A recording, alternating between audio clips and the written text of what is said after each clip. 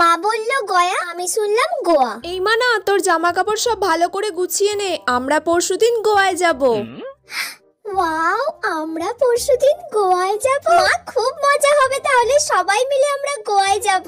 আসলে ওখানে গিয়ে তোর ঠাকমা তো মানত করেছে তোর দাদুর জন্য তপস্যা করবে। ঠাকমা দাদুর জন্য তপস্যা করতে গোয়া যাবে?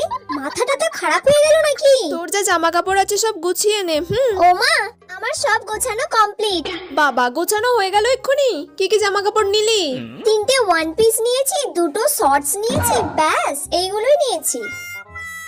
এই মেয়েটার কি মাথাটা তা খারাপ হয়ে গেছে নাকি? ও গয়ায় যাবে, গয়ায় গিয়ে শর্টস পরবে, ওয়ান পিস পরবে? এই সব জামা কাপড় তুই কেন নিয়েছিস? গয়াতে গিয়ে তুই শর্টস পরবি, ওয়ান পিস পরবি? তোর মাথাটা তা খারাপ হয়ে গেছে নাকি? গয়া? আমি তো ভাবলাম গোয়া।